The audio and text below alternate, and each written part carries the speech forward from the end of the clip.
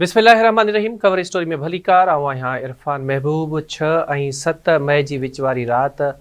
भारत पाकिस्तान के ख़िलाफ़ जारियत जी शुरुआत कई ऐं इन अगराई जो सिलसिलो अॼु सुधो जारी है। 6 ऐं 7 मई जी विच वारी राति पाकिस्तान के मुख़्तलिफ़ शहरनि में 6 हंधनि ते 24 मीज़ाइल हमला किया विया ऐं उन्हनि हमलनि में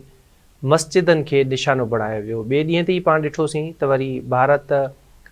इसराइल जा ठाहियल ड्रोन हमला कया पाकिस्तान ते ऐं हिन वक़्त ताईं जा जेके अंग अखर साम्हूं अचनि पिया या पाक फ़ौज जेका तस्दीक कई आहे त लॻभॻि 77 जेके ड्रोन आहिनि जेके भारत जी तरफ़ खां पाकिस्तान में उमाणिया विया उन्हनि खे मारे किरायो वियो आहे ऐं पाकिस्तान जी तरफ़ खां भारत जी अगराई जो या पाण खणी चऊं त भारत जे हमलनि जो मुंहुं तोड़ जवाबु ॾिनो पियो वञे। भारत हिकिड़े पासे पाण ॾिसूं पिया त पाकिस्तान में शहरी आबादी के निशानो बणाए पियो, त ॿिए पासे वरी पाक फ़ौज लाइन ऑफ कंट्रोल ते भारती चेक पोस्टुनि के निशानो बणाए रही आहे। हिन वक़्त ताईं पाकिस्तान जी फ़ौज भारतीय फ़ौज जूं केतिरियूं ई चेक पोस्टूं तबाह करे छॾियूं आहिनि। गॾोगॾु भारत जी तरफ़ खां जेके मिज़ाइल या ड्रोन अटैक्स थी रहिया आहिनि उन्हनि खे बि नाकारा बाहिण जो सिलसिलो जारी आहे। भारत जी जेका हीअ जारियत आहे, अगराई आहे, इन जो जड़ आहे पहलगाम वाक़ियो ऐं 2-4 हफ़्ता पहिरियां जॾहिं वालारियल कश्मीर में जेको भारत जे इंतज़ाम हेठि आहे उन जे पहलगाम वारे इलाइक़े में हिकिड़ो दहशतगर्द वाक़ियो थियो हो जंहिंजे नतीजे में 25 ॼणा शहीद थी विया ऐं हैरत अंगेज़ तौर ते इन वाक़े जी 10 मिंटनि जे अंदरि FIR कटिजी वई ऐं उन जो इल्ज़ाम पाकिस्तान ते बि लॻायो वियो। जेतोणीकि पाकिस्तान पहलगाम वाक़े जी मज़म्मत कई, न रुॻो पहलगाम वाक़े जी पर हर क़िस्म जी दहशतगर्दी जी मज़म्मत कई ऐं भारत के आछ कई त हू पहलगाम वाक़े जी अणधुरी ऐं शफ़ाफ़ जांच कराए ऐं पाकिस्तान इन सिलसिले में हर तरह जे सहकार जे लाइ तयारु आहे। न रुॻो भारत के पर इन मामले खां पोइ पाकिस्तान पंहिंजे दोस्त मुल्कनि सां बि राब्तो कयो ऐं दुनिया जे ॿियनि मुख़्तलिफ़ मुल्कनि सां बि राब्तो कयो ऐं उन्हनि खे बि इहा आछ कई त पाकिस्तान इन मामले में भरपूर सहकार जे लाइ तयारु आहे। बरतानिया समेत मुख़्तलिफ़ मुल्कनि खे इन जांच में शमूलियत जी दावत ॾिनी वई पर पाण ॾिठोसीं त भारत पाकिस्तान जी इहा जेका आछ आहे उनखे रद्द करे छॾियो ऐं 6 ऐं 7 मई जी विच वारी राति भारत अगराई कई, पाकिस्तान ते हमिलो कयो ऐं ख़िते जे अमुन खे दाव ते लॻाए छॾियो। हिन वक़्तु पाकिस्तान भारत जी तरफ़ां जेके हमला थी रहिया आहिनि उन्हनि जो बचाव करे रहियो आहे। जेके बि कार्रवायूं थियनि पियूं उहे सिर्फ़ु ऐं सिर्फ़ु पंहिंजे बचाव तौरु थी रहियूं आहिनि पर भारत जेका अगराई कई आहे पाकिस्तान में जेके हमला कया, पाकिस्तान जे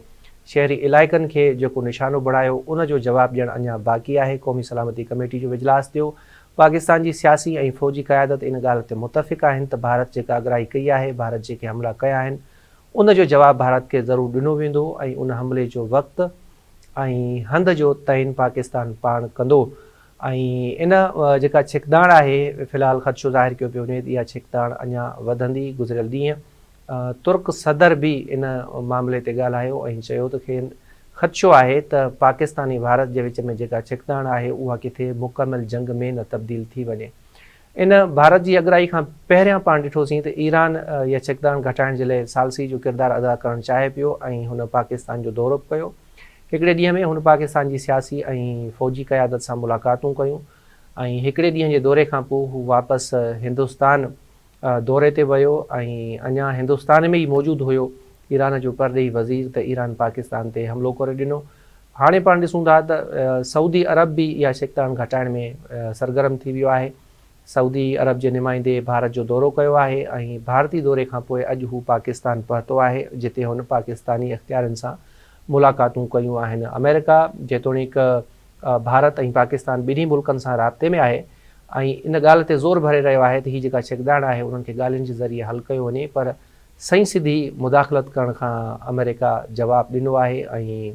आलमी बिरादरी जो जेको ओवरऑल पाण रवैयो ॾिसूं पिया छाकाणि त भारत हर साल या पाण खणी चऊं त कुझु सालनि खां पोइ अहिड़े क़िस्म जा हथरादू वाक़िया कराए पाकिस्तान खे निशानो बणाईंदो आहे या पाकिस्तान जे ख़िलाफ़ु ज़हर ओगाचींदो आहे। इहे इल्ज़ाम मणींदो आहे त पाकिस्तान दहशतगर्दी में मुलविस आहे पर उन जो उत्तर पाण ॾिसूं था